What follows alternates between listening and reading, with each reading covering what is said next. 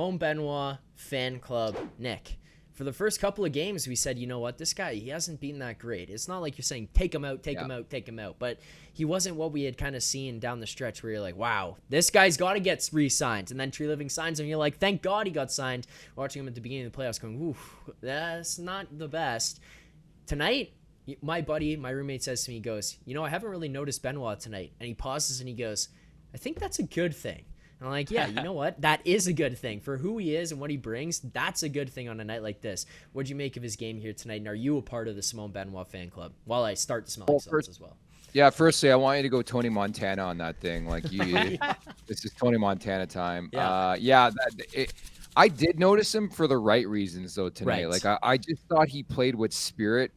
In general, I thought they played with big boy hockey. That blue line, like, they just played with purpose. Like, it's really what Rosie and I have been preaching since we started doing this podcast like a year and a half ago, how we want this team to play in the playoffs. Like, none of this like rinky dinky in between the leg type shit. And yeah, they're still victim of that. And I think they overpass sometimes, but I think for the most part, they played that rugged style, that urgent style that you need to win in the playoffs. And I think those buy-in, I mean, even the way they scored the goal, but on Benoit, like, Rosie, it just shows again, like, you need a physical blue line in the playoffs. I thought he was so physical. I thought McCabe was.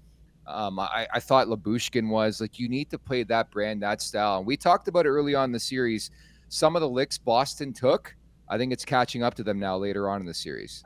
Yeah, it felt like they were out hitting them 15-2 there in the first bit of the first period. And it's contagious, man. Like, when you get a thicker blue line that bangs and crashes a little bit, then when they get the puck out for you because they just turned it over and some guy's dealing with getting ran through the wall and you just can't keep possession, the D-men get it, move it up to you, you chip it deep. Guess what you're doing? You're running their guys through the wall, and it's just contagious.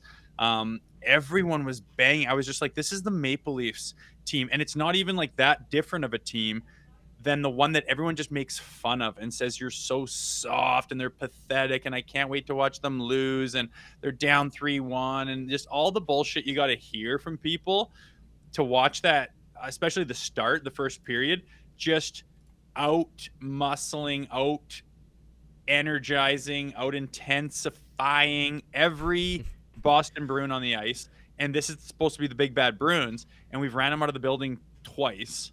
And the job is not done, but that is the stuff we've been talking about. And it starts with the back end, I think, for sure.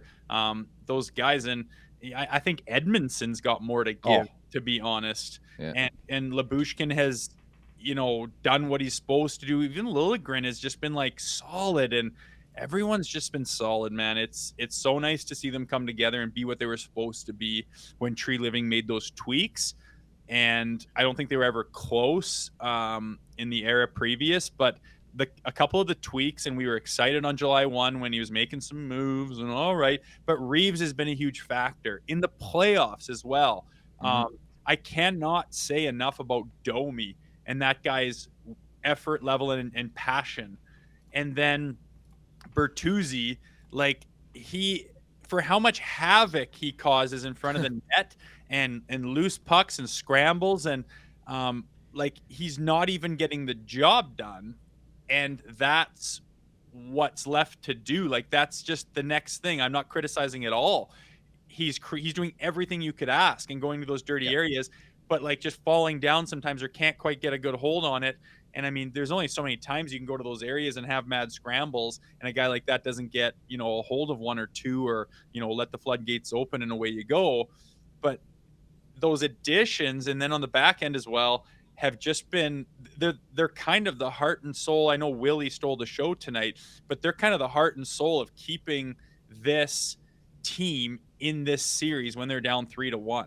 Like, it's almost like they're like, enough is enough with this chicken shit you guys are doing, this lazy fucking bullshit. We're going to take over now. And they did. And everyone else kind of followed suit. Nyzy was one of the guys that I know Tree Living didn't add, but was kind of part of that charge. But all the guys Tree Living added were huge factors in the last two games, and I think will be again in Game 7. And Lord willing, I am excited for that one. Make sure to check out more of our content right here on the Leafs Nation YouTube page. We got long form interviews, we got clips, we got epic rants by Jay Rosehill. We simply have it all. And don't forget, You can find out much more at TheLeafsNation.com. Thanks so much for watching.